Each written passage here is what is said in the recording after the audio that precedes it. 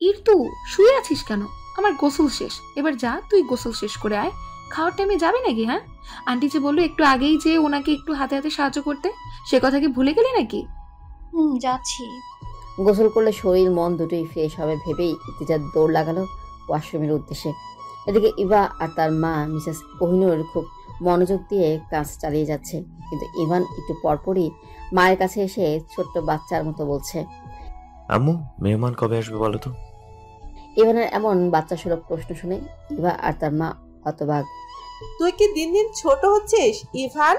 এমন প্রশ্ন তো তোকে কখনো করতে শুনলাম না। অন্য সময় তো মেহমান আসবে শুনলে বাড়িতেই থাকতি না তুই, কত ফোন কল করে আনতে হতো। আর নিজের পছন্দের মেহমান না হলে তো রুম থেকেও বের করা যেত না। আর সেই ছেলে এখন মেহমানের জন্য অপেক্ষা করছে। আরে আম্মু, বুঝবে না তুমি? জাকির ভাইয়ের স্পেশাল মেহমান আসবে তো, তাই এত অপেক্ষা। ইভান তখনও জানতো না যে তার বোন ইভা কাকে মিন করে স্পেশাল মেহমান বলেছে। ভেবেছে ইর্তিজাকে মিন করে বলেছে। আবার এটা নিয়েও চিন্তা করছে যে ইভা কি ইর্তিজাকে নিয়ে কোনো কিছু জানতে পারলো নাকি। কিন্তু আদৌ কি ইর্তিজা স্পেশাল মেহমান নাকি অন্য কেউ, সেটা ইভানের অজানা। ইর্তিজা গোসল শেষ করে এসে দেখে শম্পা অনেকগুলো মেকআপ প্রোডাক্টের গোডাউন নিয়ে বসেছে। এগুলো কি শম্পু? তুই কি এখন ব্রাইডাল মেকওভার করবি নাকি রে? ইর্তিজার সহজ সরল উক্তি। আমার কি বিয়ে নাকি যে আমি ব্রাইডাল মেকওভার করব? গাধি রয়ে গেলি তুই। বিয়ে ছাড়াই এত এত প্রোডাক্ট নিয়ে বসেছিস, আর বিয়েতে যে কি করবি আল্লাহ ভালো জানে। কিছুটা বিস্ময় মনোভাব নিয়ে পড়ল ইর্তিজা। ইর্তিজার কথায় পাত্তা না দিয়ে সাজতে ব্যস্ত শম্পা। সে জানেই যে ইর্তিজার সাথে যুক্তি দিয়ে এই মুহূর্তে পারবে না, আর তাকে যে সাজিয়ে দেওয়ার কথা বলবে কিংবা বলবে যে তুই একটু সেজে, সে চান্সও নাই। কারণ ইর্তিজা এসব সাজুগুজুতে একদমই ইনভলভ না। ইর্তিজার জন্য বিয়ে বাড়ি, মরা বাড়ি, খালি বাড়ি, সব বাড়ি একই রকম। সে একই অবস্থায় থাকে, আলাদা কোনো রকম রং ঢং করে না। আর ভারী মেকওভার তো দূরের কথা, সে কখনো সামান্য ক্রিম ছাড়া মুখে তেমন কিছুই লাগায় না। চিকন চাকন গরনে কোমর অব্দি চুল, সুন্দর দ্রুত চোখ আর মিষ্টি হাসিতে শ্যামল বর্ণের মুখশ্রীতে যেন তার মায়া উপচে পড়ে। তার কি আর মেকআপ করার প্রয়োজন আছে? হ্যাঁ, একদমই না। তবে এর থেকেও আরো সুন্দরী হয়েও মেকআপ করা যায়, সেটা যার যার ব্যক্তিগত পছন্দ। ইর্তিজার পার্সোনালি এটা পছন্দ না, তবে খুব পরিপাটি হয়ে থাকতে পছন্দ করে সে। আজও মির্জা বাড়িতে যাওয়ার উদ্দেশ্যে খুব সাদামাটা ভাবে সুন্দর করে পরিপাটি হয়ে রেডি হলো।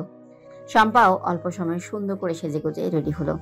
এটা তো আর দূরে বেড়াতে যাওয়া না, জানালা দিয়ে উঁকি দিলেই ওদের বাসা দেখা যায়।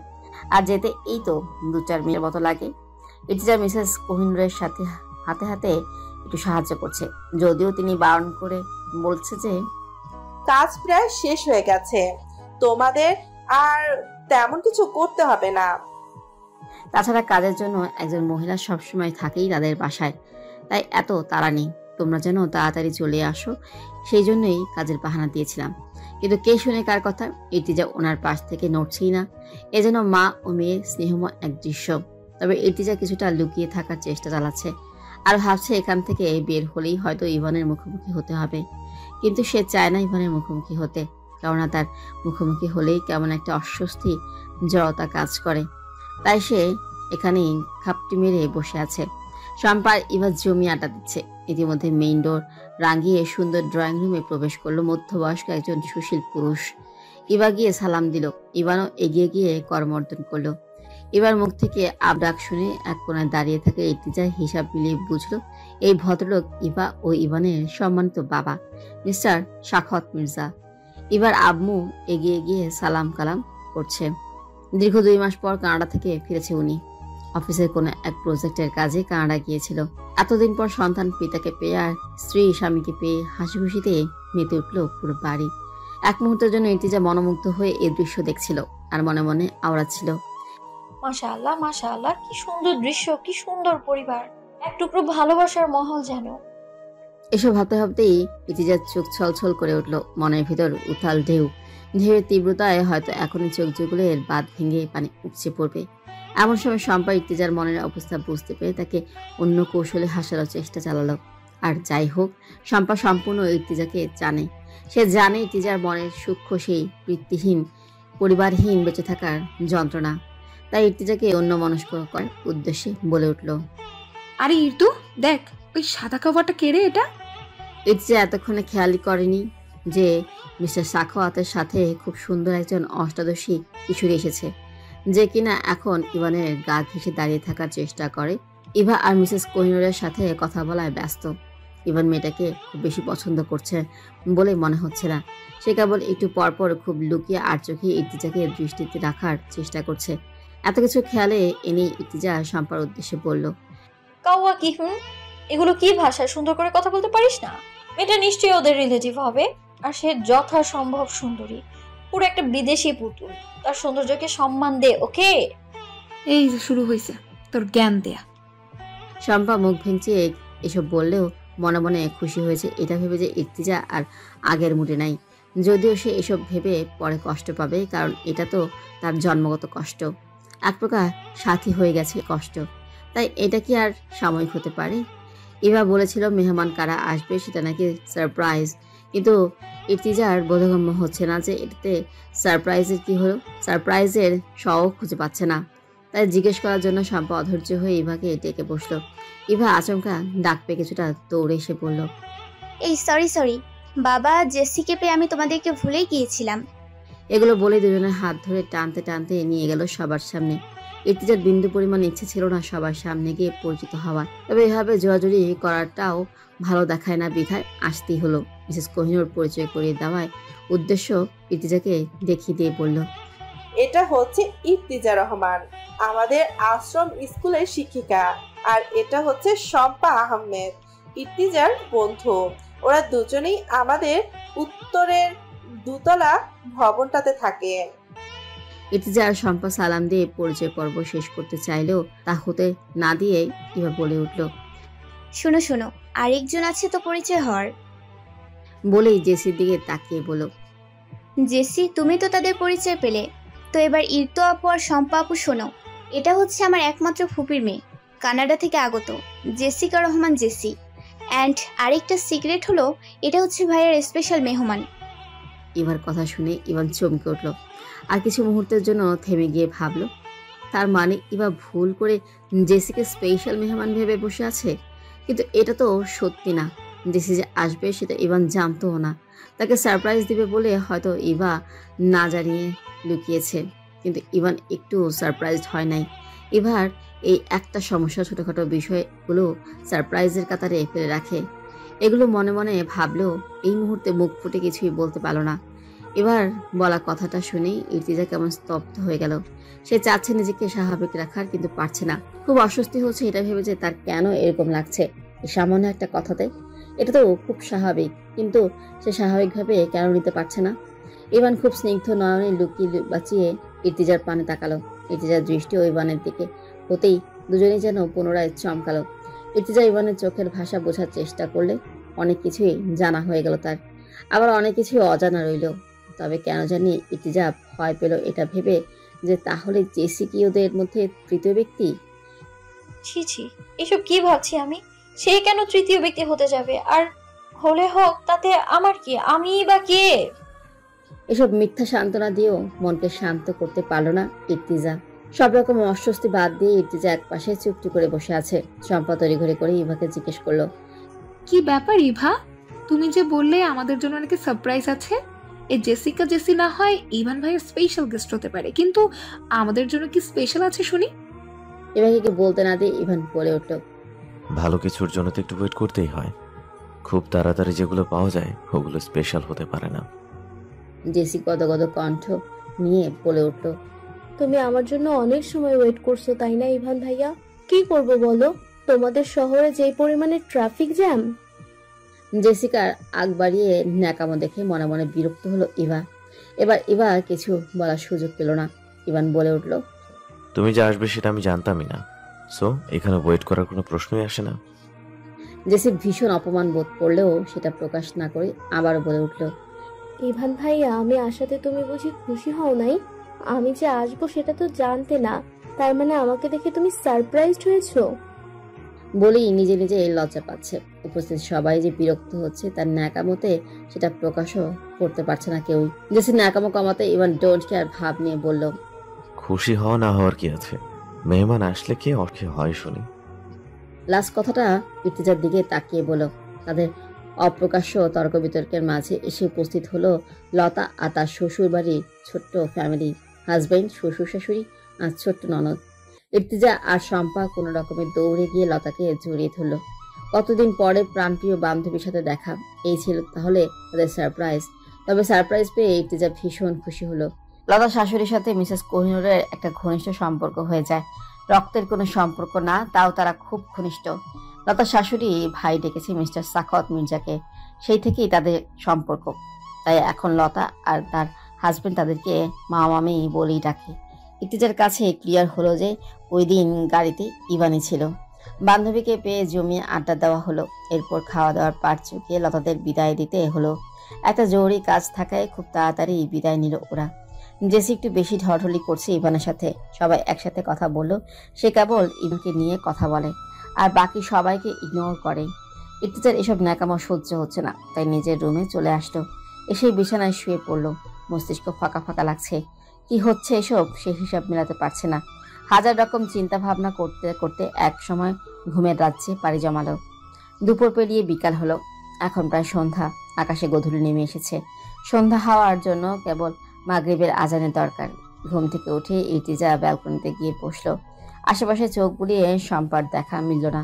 হঠাৎ মনে পড়লো ঘুমে থাকাকালীন সময় শম্পা ওকে ডাকছিল, কিন্তু গভীর ঘুমে থাকায় শম্পার ডাক ঝাপসা শুনলেও চোখ মেলতে পারে নাই। এখন শম্পাকেও খুঁজে পাচ্ছে না। কই গেল মেয়েটা? এসব ভাবতে ভাবতে গেটে নজর গেল। ইভা, শম্পা, ইভান, জেসি সহ সবাই বাহির থেকে এদিকে আসছে। ইর্তিজা বুঝে গেল ওরা কোথাও ঘুরতে গিয়েছিল বোধহয়। এক মুহূর্তে তার মাথাটা গরম হয়ে গেল। রাগে শরীর কাঁপছে, তাও চুপটি করে ঠায় দাঁড়িয়ে রইল। দোতলা হওয়ায় নিচ থেকে ইর্তিজা স্পষ্ট দেখতে পেল ওরা। দেখি ইভা ডাকলো, ইরতু আপু, নিচে আসো। ইর্তিজা শুনেও না শোনার ভান করে অন্যদিকে দৃষ্টি দিয়ে দাঁড়িয়ে আছে, কিন্তু এবার থামছে না। সে সমানে ডেকেই যাচ্ছে। তাই ইর্তিজা জোর করে হাসার চেষ্টা করলো আর বলল, আমার ভালো লাগছে না, শরীরটা বেশি ভালো না, তোমরাই আড্ডা দাও। কথা বলেই হনহন করে চলে গেল রুমে। শম্পা বুঝতে পারলো ইর্তিজা সম্পূর্ণ রাগ থেকে এভাবে কথাগুলো বলল। তাই সে এক মুহূর্ত দেরি না করে দৌড়ে রুমে চলে আসলো। রুম লক করা ছিল ভেতর থেকে। প্রায় 4-5 বার নক করার পর ইর্তিজা দরজাটা খুলে দিয়ে ফোন বের করে বিছানায় বসলো উল্টো দিক ফিরে। শম্পার দিকে তাকালেও না। শম্পা ইর্তিজাকে ভীষণ বুঝতে পারে। ইর্তিজা রাগ করলেও কিভাবে রাগ ভাঙাতে হয় সেটাও জানে। তাই চুপ করে গিয়ে ইর্তিজার পাশে বসে খুব স্বাভাবিক কণ্ঠে বলে উঠল, কি রে, অসুস্থ তুই? ঔষধ খেয়েছিস? ইর্তিজা নিশ্চুপ, কোনো জবাব দিচ্ছে না।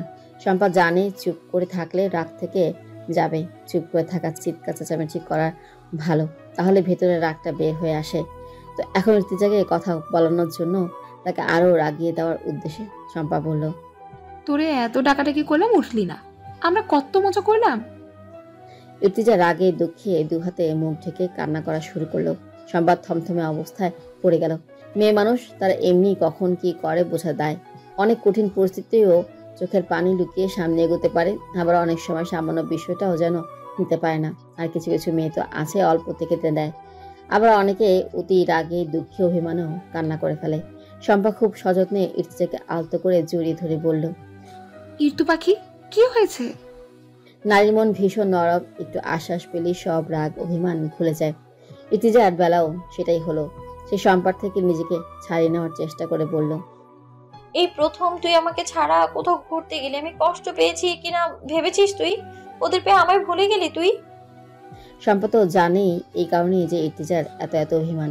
তাও তার মুখ থেকে শুনল। ইর্তিজার চোখের অবশিষ্ট পানিটা গাল বেয়ে পড়ে যাওয়ার আগেই শম্পা নিজের হাতের আঙ্গুলের সাহায্যে মুছে দিয়ে বলল, লক্ষ্মী বোন আমার, শুনবি তো আগে যে কি হয়েছে। ইর্তিজা এবার কান্নাকাটি বন্ধ করে নিজেকে প্রস্তুত করে শম্পার দিকে ফিরে বসলো কি হয়েছে সেটা জানার জন্য। শম্পা বলা শুরু করলো, তুই চলে আসার পর আমি চলে আসতে চাইলেও ইভা দিল না আসতে, বললো আর একটু থেকে যাও। তারপর প্রায় আধ ঘন্টা পর ওই বেয়াদবলে জেসি শুরু করেছে ইভান যেন তাকে নিয়ে ঘুরতে যায়। আঙ্কেল আন্টি সবাই বোঝালো যে এতটা পথ জার্নি করে এসেছো তো একটু রেস্ট নাও। আসলে তো আজকেই বাকি দিন তো পড়েই আছে ঘোরাঘুরি করার জন্য। সে বলে উঠলো, ইভান ভাইয়ার অনার্সের ফাইনাল এক্সাম শুরু হবে লাস্ট উইকে। তো মামুনি, তোমার কি মনে হয় যে তোমার আদরের ছেলে আমাকে নিয়ে আর বের হবে? আন্টি বললো যে ইভান না নিয়ে গেলে ইভা নিয়ে বের হবে।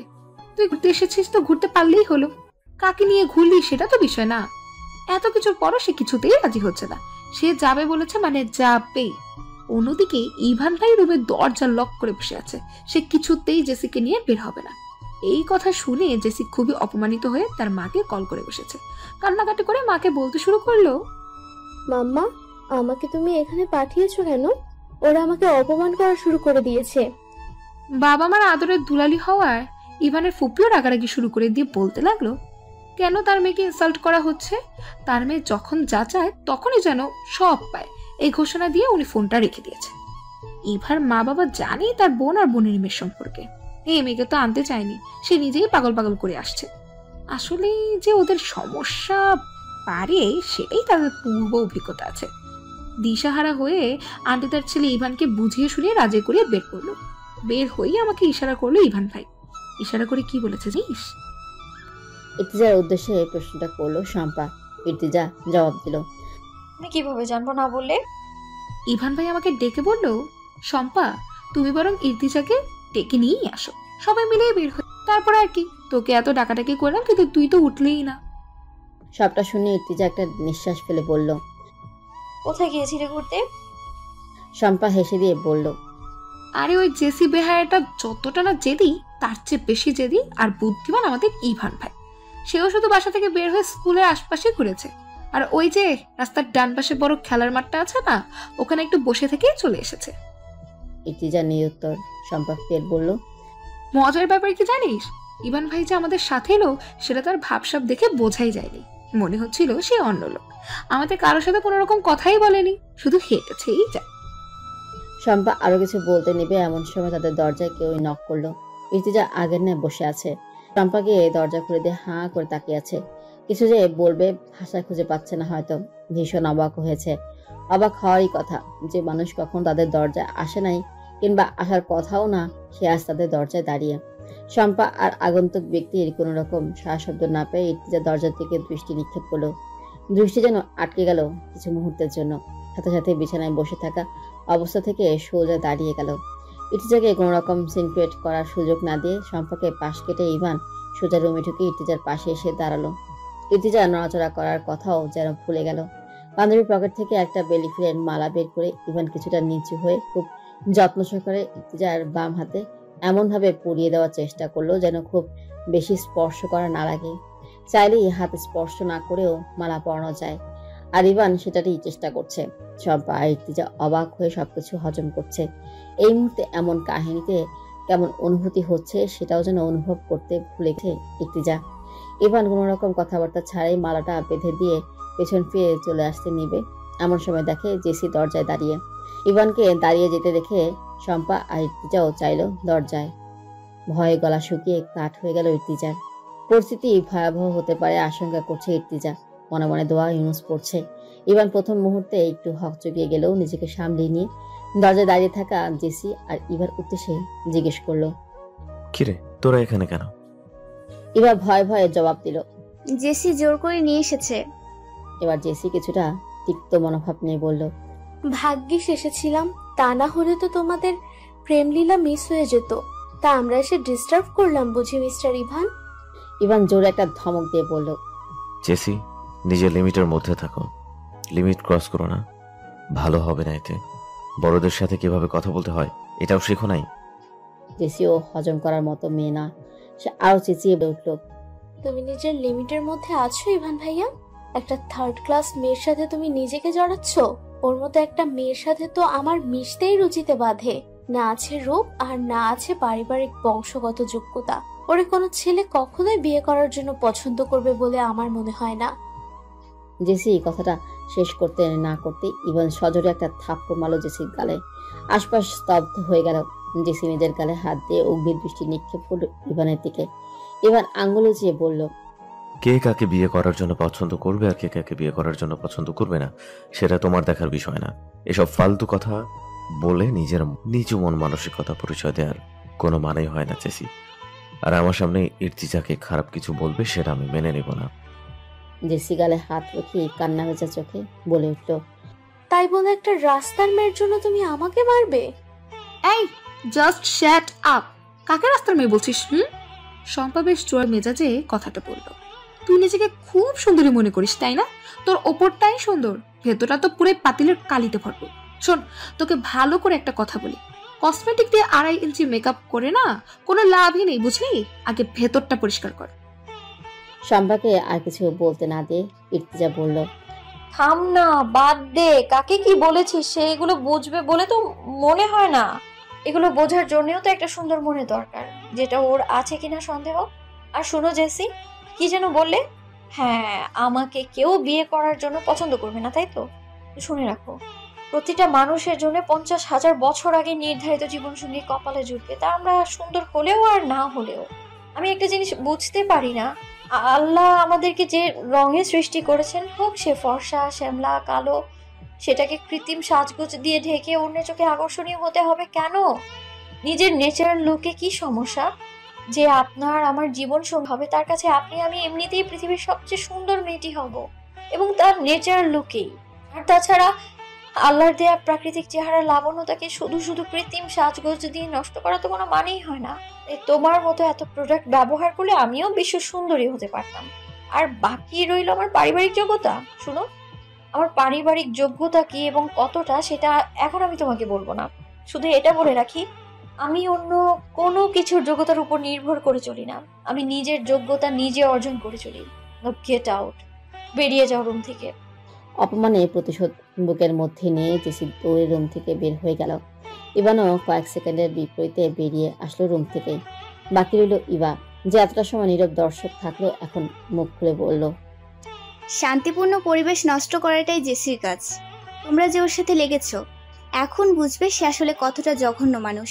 তোমাদের প্রতিটি দিন, প্রতিটি মুহূর্ত নষ্ট করার জন্য সে একাই যথেষ্ট। সাবধানে থেকো আপু। সবাই চলে যাওয়ার পর পরিবেশ স্তব্ধ। ইর্তিজা খাটের এক কোনায় বসে কিছুটা ফুপিয়ে কান্না করছে। ওদের সাথে প্রতিবাদ কণ্ঠে কথা বললেও জেসির বলার প্রতিটা কথা তার হৃদয় ছিন্ন ভিন্ন করে দেওয়ার জন্য যথেষ্ট ছিল। যদিও সে সামনে নিজের দুর্বলতা প্রকাশ করেনি, বিপক্ষ দলের সামনে নিজের দুর্বলতা প্রকাশ করার মানেই তো হার মেনে নেওয়া। এটা সে ছোটবেলায় তার মায়ের কাছ থেকে শিক্ষা পেয়েছে। সন্ধ্যার এই বিরাট তর্ক বিতর্কের পর ইর্তিজা ব্যাগ গুছিয়ে রওনা দিল তার মায়ের কাছে যাওয়ার জন্য। শম্পা তাকে সম্পূর্ণ সাপোর্ট দিয়েছে পুরো ব্যাপারটাই, কিন্তু ইর্তিজা বুঝতে পারছে এই মুহূর্তে তার মায়ের স্পর্শ পাওয়া খুবই দরকার।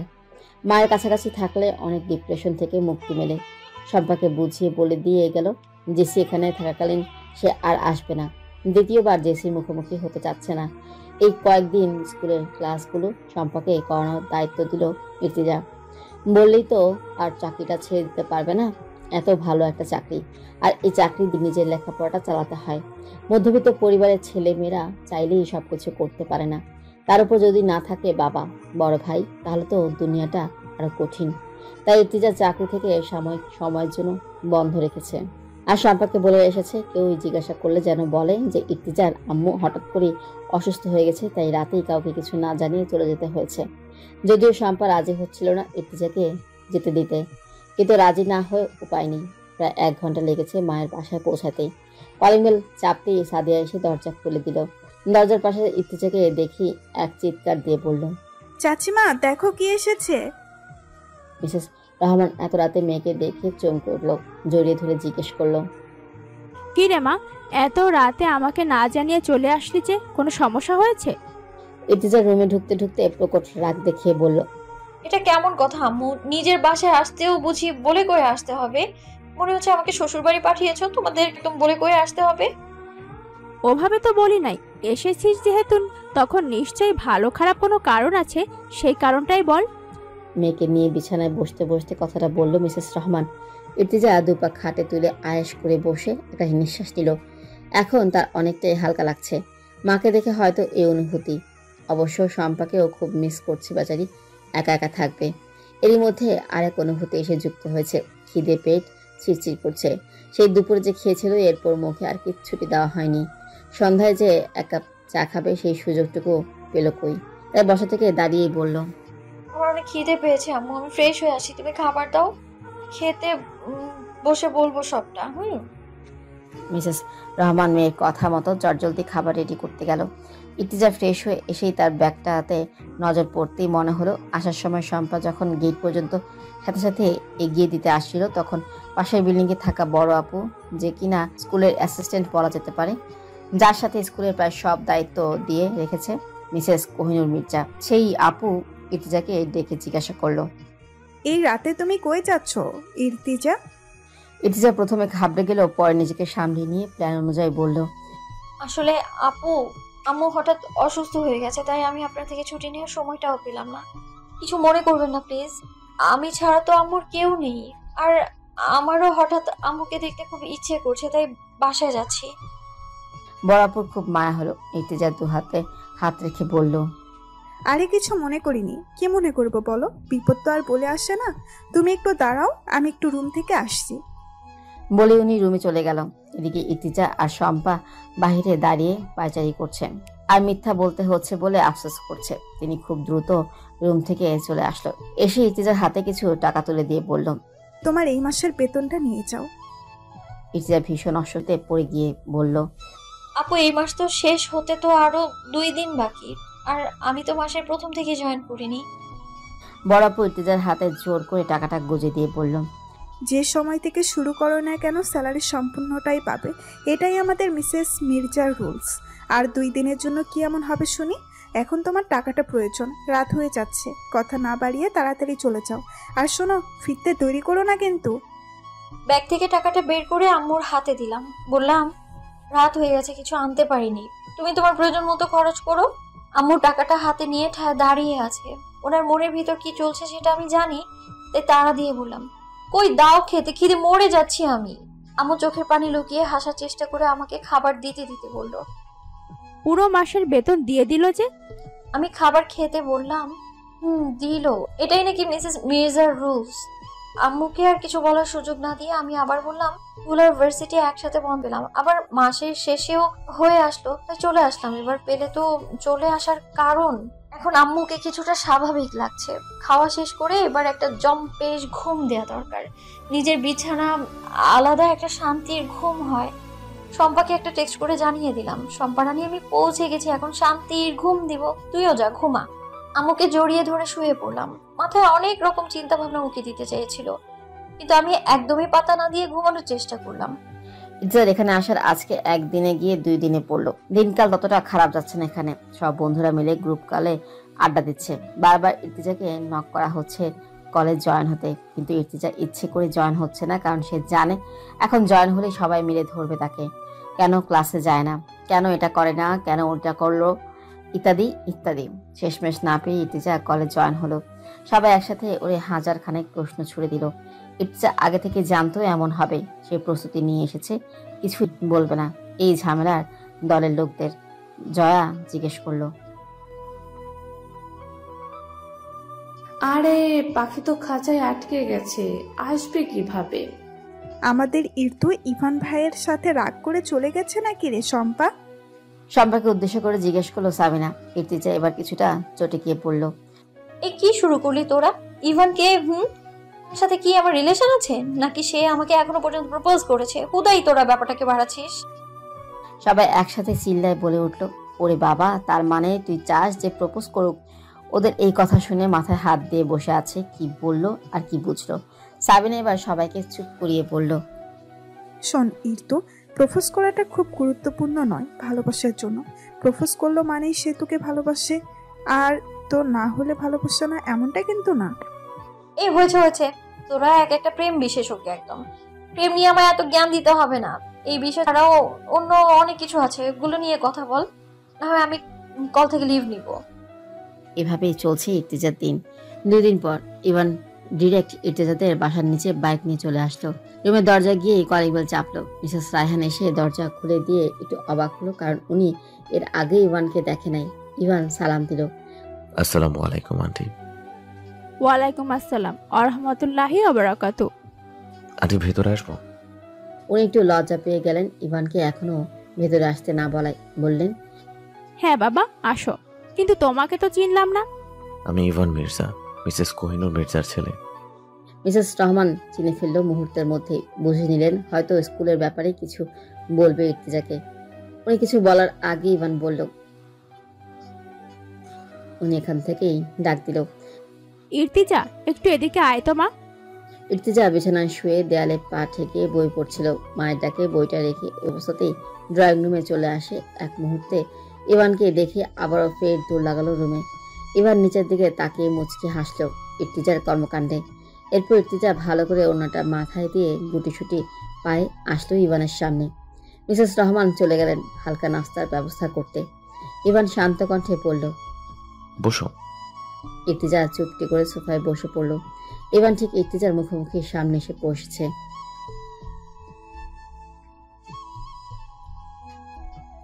ইর্তিজা ছোট্ট করে জবাব দিল, আম্মু অসুস্থ, তাই দেখতে এসেছি। এই একদম মিথ্যা বলার চেষ্টা করবেন আমার সাথে। তোমার আম্মু কেমন অসুস্থ সেটা তো আমি নিজের চোখে দেখে গেলাম।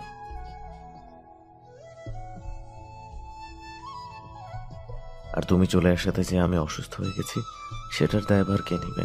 আমি মানসিকভাবে অসুস্থ, বুঝো একটু। ইর্তিজা নিচের দিকে তাকিয়ে আছে, কিছু বলার সাহস পাচ্ছে না, আর না পারছে তাকাতে। ইভান ফের বলা শুরু করলো, কি এমন চেয়েছি তোমার কাছে?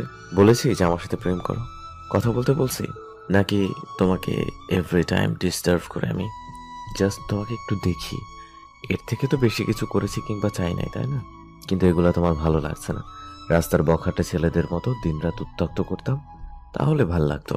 তখন নিশ্চয়ই পটে যেতে। তুমি যদি বাধ্য করো আমি বখাটেই হব। যত দ্রুত সম্ভব চলে এসো, বাই। বলে রুম থেকে বেরিয়ে গেল। ইর্তিজা পেছন থেকে ডাকার চেষ্টা করলো, কিন্তু বুঝতে পারলো কাজ হবে না। এরপর কি হবে ভেবেই ইর্তিজার মাথা ঘুরছে। গগন কাঁপিয়ে সূর্য উঠেছে। কাঠফাটা রোদে ইর্তিজা তার আম্মুকে নিয়ে মির্জা বাড়িতে এসে উপস্থিত। এখানে আসার পর সম্পদ তাদের সাথে যুক্ত হয়েছে। মিস্টার সাখাওয়াত মির্জা ইর্তিজা আর তার আম্মাকে জরুরি ডেকেছে। ইর্তিজার আম্মু মিসেস রহমান ভীষণ ভয় পাচ্ছে এটা ভেবে যে হঠাৎ কেন তাকে সহ ডাকা হলো। সেদিন তর্ক বিতর্ক হওয়ার পর জেসি বাসার মধ্যে তুলকালাম লাগিয়ে দিয়েছে। সেদিনের ব্যাপার নিয়ে জেসি খুব ইনক্রিয়েট করেছে। ইভান তাকে মেরেছে, তো এটা কি এত সহজে মেনে নেওয়ার মতো মেয়ে সে? জেসি তার আব্বু আম্মুকে ফোন দিয়ে সব জানিয়ে বলেছে যেন অতি শীঘ্রই বাংলাদেশে আসে। আব্বু আম্মু এসে বিচার করবে, এটাই জেসির মূল বক্তব্য। মির্জা সাহেব বলেছে তিনি যা বিচার করার করবে, কিন্তু তাতে জেসির হচ্ছে না। সে চায় তার বাবা মা এসে ইভানের চেয়ে ইর্তিজার বিচারটা বেশি করুক। মির্জা বাড়ির ড্রয়িং রুমের সোফায় চোখ লাল করে নাক মুখ ফুলিয়ে বসে আছে জেসি। মূলত এটা বিচার সভা। শম্পা, ইভা, ইর্তিজা আর তার আম্মু সবাই একপাশে দাঁড়িয়ে আছে। কারো আর বুঝতে বাকি নেই এখানে কি হতে চলেছে, কারণ সেদিনের ঘটনার সাক্ষী তো সবাই নিজেই। ইর্তিজার ভীষণ খারাপ লাগছে আর ভাবছিস যে আমাদের নিজস্ব ঝামেলার মধ্যে আমার আম্মুটাকে কেন এনে জড়িয়েছে। এই মুহূর্তে ভীষণ কান্না পাচ্ছে আমার। কখনোই কোনো বিষয় নিয়ে আম্মু পর্যন্ত বিচার আসেনি, আমার হয়ে কারো কাছে আম্মুকে কোনো কৈফিয়ত দিতে হয়নি কখনো। আর আজকে কিনা আমার আম্মুকে সহ ডেকে নিয়ে আসলো বিচার করতে। আর ইভান, কত দোষ ওই ছেলেটার, তার জন্যই আজকে আমার আম্মুকেও কাঠগড়ায় দাঁড়াতে হচ্ছে। যে মা আমায় এতটা দিন আগলে রাখলো, আপনজন থেকে দূরে থেকেছে কেবলমাত্র আমাকে কটুবাক্য শুনতে হবে বলে। আর আজ সেই মায়ের সামনে ইভানের কাহিনীগুলো আম্মু সব শুনবে, সবটা। লজ্জায় আর দুঃখে মরে যেতে ইচ্ছে করছে আমার। কান্না করে যে নিজেকে একটু হালকা করব, এত মানুষের সামনে সেটাও সম্ভব হচ্ছে না। খুব খারাপ পরিস্থিতিতে পড়ে গেলাম নিজের অজান্তেই।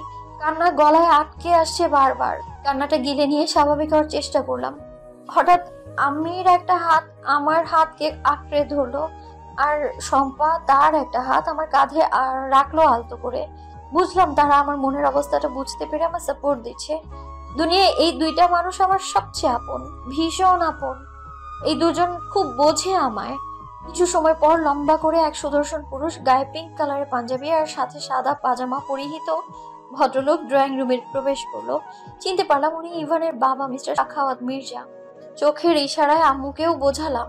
উনি বসেই আমাদের দিকে দৃষ্টি নিক্ষেপ করে আম্মুর উদ্দেশ্যে বলল, আপনি বাচ্চা পোলাপানগুলোকে নিয়ে দাঁড়িয়ে আছেন যে, বসুন বসুন।